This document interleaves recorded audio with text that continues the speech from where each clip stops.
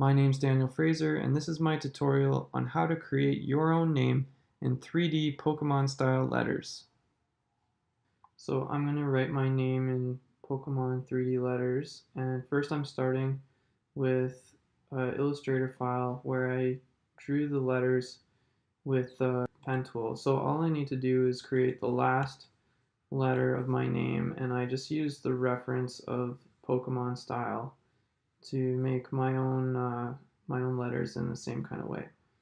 So if I click and drag on the pen tool to create my final letter, the I of my name, then here we go.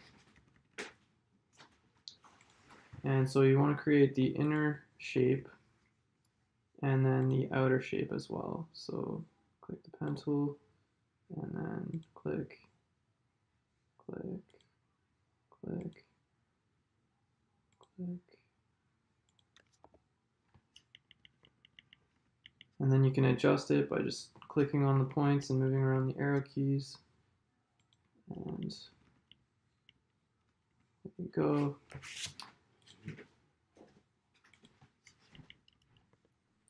Okay, so that gives you the idea for what you need for the base of your modeling. So we're going to actually build this in After Effects and using a plugin called 3D Element from Video Copilot. So when you go into After Effects, start composition, new composition, or Command N, and we'll just do our standard settings, and we can call this main comp. Now, you want to create a new solid, and then apply the effects, Video Copilot, element.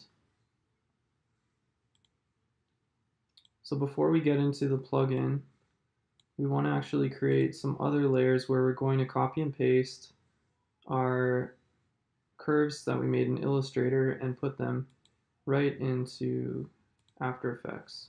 So let's start by, to create a bunch of solids, all you have to do is Command Y, and we'll name this outer D, outer D, and then Command Y mid D, and then Command Y inner D. So that's just for the D because there's 3 components. Now we will do the A, and same thing, Command Y outer A, Command Y mid A, Command Y inner A.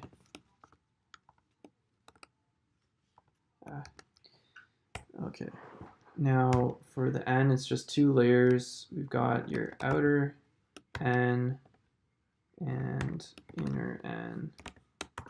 I'm not too concerned about my spelling or caps. Then we have our I, which is again 2 layers. So Command Y, outer I, inner I. The E has 2 components, or 3, sorry. Outer E, mid E, inner E. And the L has 2 components, so outer L and inner L. Okay, so a little bit of work on the setup. So for each one, we want to just go to our curves in Illustrator and literally copy the curves from each one. So we have our outer D, we want to go to the outer D layer and paste, and now you have your curves as masks in After Effects. So then you've got your mid D like that.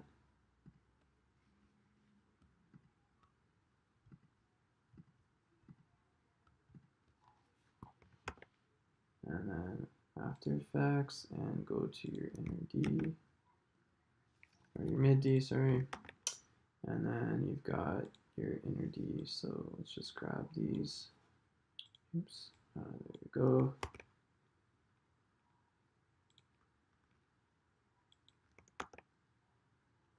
And then same thing for all the other layers. So we're just going to skip ahead here.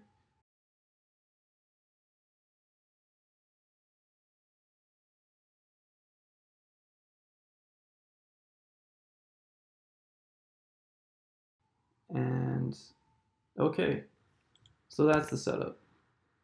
If you're not familiar with 3D Element at all, there's a lot to learn, but it is a really cool plugin, and you can do a lot of stuff with it rather quickly, creating 3D shapes from masks or from actual type, or even import your own 3D objects. So it's pretty cool. So what we are going to start with is we need to link all of these custom layers that we made with this custom layers tab. So there's 15 layers, and as you'll see, we have perfectly 15. So if you had more than 15 layers, you can make 2 separate element plugins to accommodate more of your layers, which that will work as well. But I'm just going to show you with the one. So all we have to do is really just, to make it easy, just number 15 with 15, 14 with 14, 13 with 13, and so on. So we'll just link these really quick. And 11, 10, 9, 8, 7, 6, 5, 4, 3, oops, 3, 2, 1. Okay. So once you have those linked, you can go into the scene setup, and this is where you start to make your 3D objects. So I'm going to start by clicking extrude. Now, what happened was it is extruding from the L, and the reason it's doing that is because it's taking the path layer number 1, which is the inner L. So that's what it knew to extrude. So when we go in scene setup, the reason why is because by default it's telling you that it's extruding custom path 1. If you wanted to do any other of the paths, you just click and then it's going to do that path instead. So really all we have to do is do a number of extrusions. I think we should just do one letter at a time. So let's do the L. So we've got custom path 1 and custom path 2. And if we just want to, in the actual Pokemon letter logos, the way that it works is there's depth to it. So right now we're not seeing the exterior shape because it's on the same level. So all we have to do is take the custom path 1, we want the inner shape, and we want to shrink it inside. So now you can see the 3D shape, which is pretty cool. So let's make it a 1, and then yeah, we've got a nice depth. So we can just take these and move them to the side because now we're going to want to create the rest of the letters. So to do that, we know that, let's make the E next. So we know that there's 3 layers to that, the outer, the mid, and the inner. So I'm doing 3 extrudes, and I know I want number 3, number 4, and number 5. So it's pretty cool. You'll notice that you need to do a bit of adjusting. Just move your layers as needed. So again, on our previous inner shape, we put the bevel scale to 1. So let's just match it. So move it to 1. And then we just want to make sure that it's in the right spot. And then if you option click on a shape, you'll select just the shape that you want, and we can move this into place as well. So that looks pretty good. We got the E.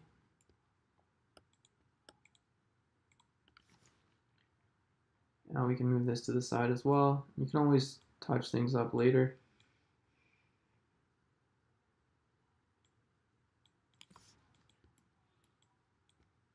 So now, next one, we know that the eye has 2 shapes to it.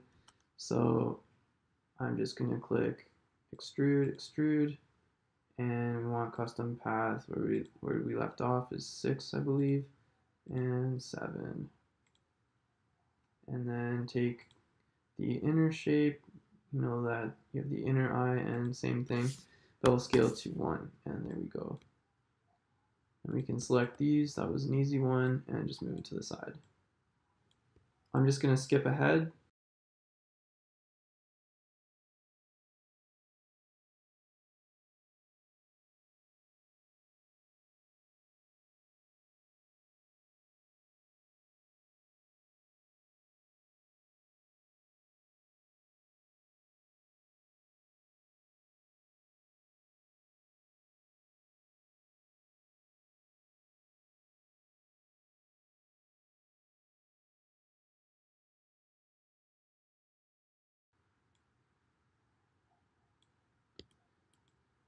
Okay, great. So now we have the basic model, and we can take each letter that we want,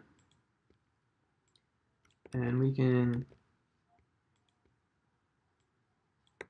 shift select and move them and overlap them.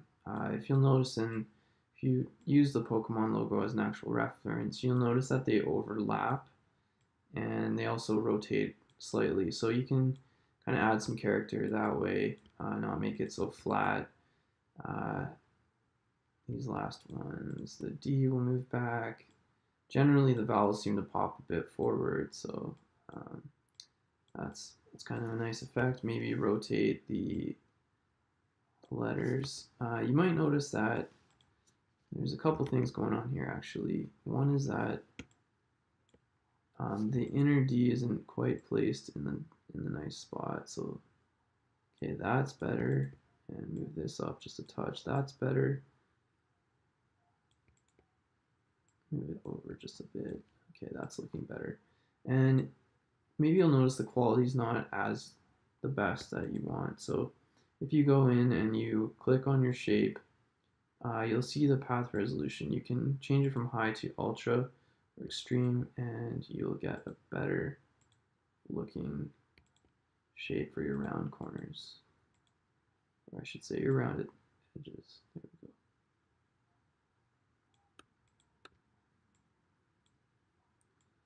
And maybe I don't like the way this looks exactly, so I can just kind of rotate it.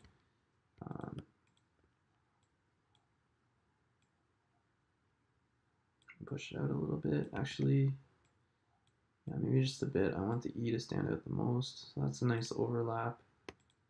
And grab these. And then bring that. Oh,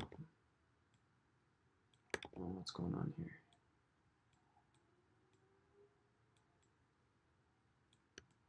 And the last but not least, let's get this. Let's get this L into place. So I'm just clicking on option click, option shift click, and maybe that's too much. So that's giving a pretty nice effect. I got the name done. Now you're probably wondering, well, it's definitely aren't the colors that you want. It's just gray. And then just say OK and save the project. So in order to see your model now, you don't want to delete these layers, they matter, but you don't need to see them, so just hide them. And now that that is good, it's all looking good in your scene. Let's play with the colors. So we've got all these bevel materials. Really, all we want to do is create two different materials, and there are a lot of presets. We could start with looking at some different material options as a starting point, or we can just create our own. So why don't we just grab something that's fairly simple. Is there plastic? Yes. So the Pokemon letters generally kind of have a little bit of a plastic look to it. So I'm just double clicking, and what we can do is select every layer that is on the inside that we know we want to make yellow, and then right click and say apply to selected models.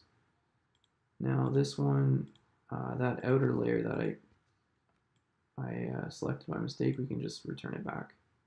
So now you've got a basic plastic yellow, and if we duplicate this plastic yellow and we double click, we click on it, and now we can adjust the materials and the shading. So there's some textures attached to it. All we have to do is change the color to what we want. Let's make it a blue, nice blue. And then you can actually just click and drop it on each model color that you want.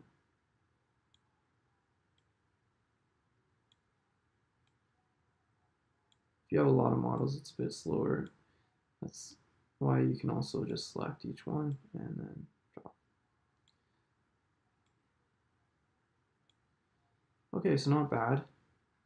So this is our basic thing here. So it's pretty cool. It's just looking a little bit flat. And this is where lighting comes into play. So it's kind of the fun part, actually. Something you can do to make your workspace a little bit easier to navigate is grab all your layers that you don't really need to see anymore, and if you switch on your toggles, you get more options. There's this hide option. So when you click on this, it hides all the layers that you don't really need to use or see, but they're still there. So now I can concentrate on my camera and lighting. Let's create a camera. Say OK, and layer new null object. So this is a nice tip for any time that you're making putting a 3D camera in your scene. You want to link the camera to your null, and what I do is I just use the actual camera for the zoom and for the tilting, and if you press C, you get your different camera options. You can pan it back to where you want. The reason why it was offset actually is because our model itself was offset. You can go back in and move stuff around and put it back in the middle of the plane. So we can take our group and we can move it over. It's probably a smarter way of going about it. And there we go, move the camera back. And now if you want to really just pan around, you can use this null to move back and forth. It makes animating with camera control much, much easier. Okay.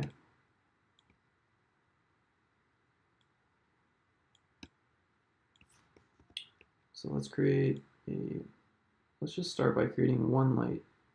And let's make a spotlight. That looks fine. And we want to click cast shadows on. And shadow darkness, let's just make 70%. There we go. Let's say OK. So as you can see already, it's given that brightness. It's not as flat because you're getting real type of lighting. and I like to move it up, and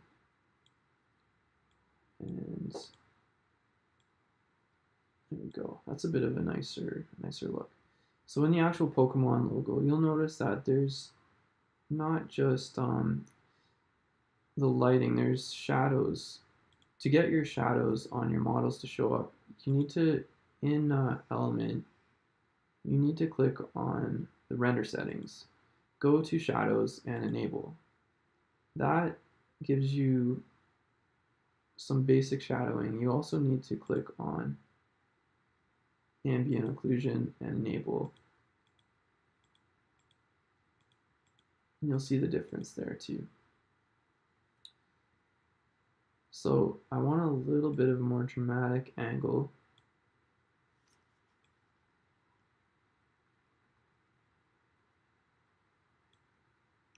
So there we go. For shadows, we can start with that.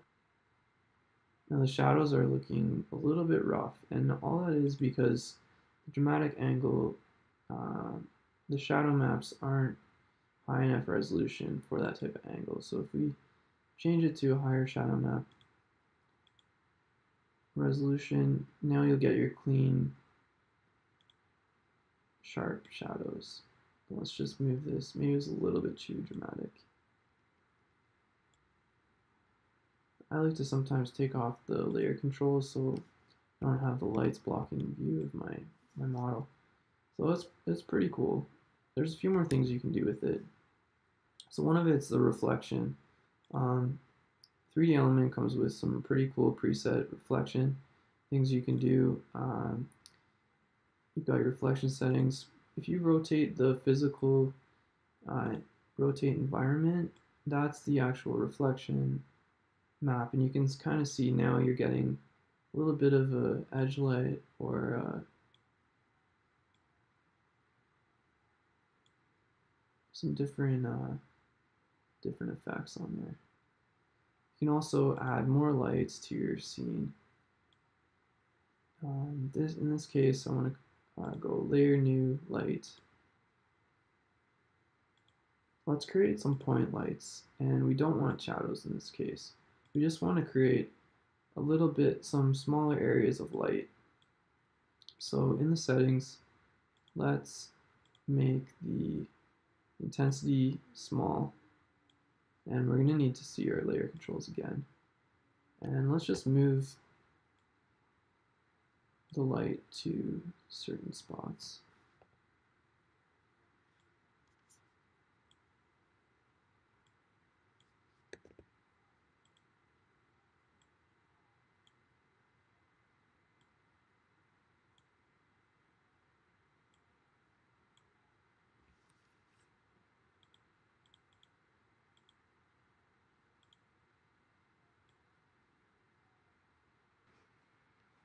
So adding a point light just gives it a little bit more of a brightness. You can play with lights and do a little bit more. So that's the tutorial on how to create your own Pokemon 3D custom layers, and you can create your own name with Pokemon style letters. I hope you guys enjoyed the tutorial, and feel free to subscribe and see a lot more tutorials that I'm planning to post in the near future. I'm going to be doing another tutorial on how to make a cool background that's similar to the Pokemon Go with the Earth